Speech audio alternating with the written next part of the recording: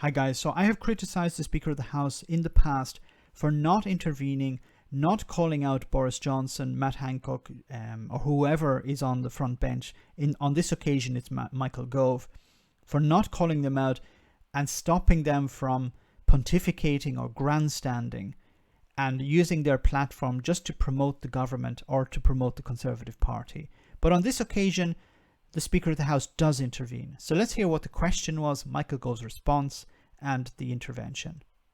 Please have withdrawn straight to Angela Richards. Thank you, Mr. Speaker. Does my right honourable friend agree that it is only because of this government's support of business and the private sector that the government has been able to secure the PPE, medical supplies and treatment that is needed in order for us as a country to beat this virus and return to the way of life that we are all looking forward to? Okay, that was a ridiculous question because the reason, well, first of all, the PPE was not enough. Then when it actually did arrive, it was wrong. And the only reason that certain companies were chosen to provide PPE is because they donated to the Conservative Party. So this is not the idea of business and government working hand in hand to deliver something, like to deliver PPE, for example. This is about private companies on many occasions not actually being in the business of doing what they're supposed to be doing, donating to the Conservative Party, and the Conservative Party avoiding a tendering process and just handing contracts directly to these companies. It's basically corruption 101. Well, my honourable friend makes a very, very important point. Listening to some of the questions from the other side of the House, you would think that the only way in which we could ever procure vaccines, testing or personal protective equipment is by having some sort of Gauze plan Stalinist approach in which... This is just grandstanding. This is just pontificating. This is him just saying, look, the other side of the problem. I've talked about this before. This is about preparing the ground for privatization of the NHS. Talking about how, look, we defeated this pandemic. Look, we've defeated this problem. Look, we've succeeded because business and the NHS work together. Now let's expand what business can do in the NHS. Let's expand business all over the country, in every department.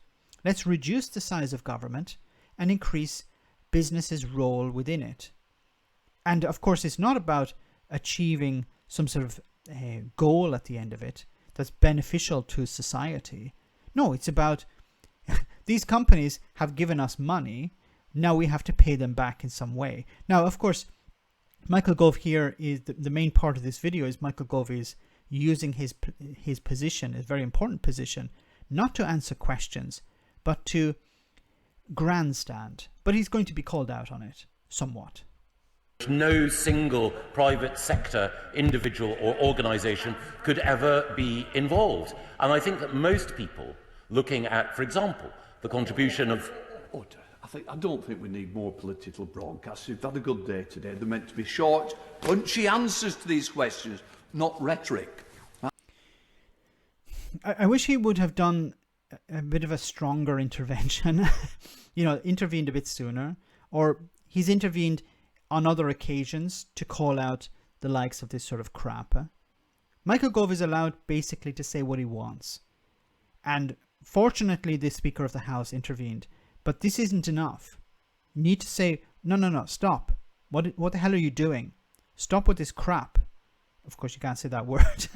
But he can choose some more colourful language, more elegant language, I should say, to deal with this. Michael Gove's job is not to promote what the government are doing. It's to answer questions. And he should answer them in an honest way. But of course, Michael Gove is incapable of doing that. It's about promoting himself. He's hoping maybe eventually that when Boris Johnson goes out, he may be in number 10, which is a terrible thought. But I think that's his goal at the end of the day. And everything he says in Parliament is building towards that goal. It's not actually to improve people's lives or to better the NHS. No, it's about promoting Michael Gove. Let me know in the comment section, guys, what you think about all of this. As always, your comments are greatly appreciated. Thanks a lot.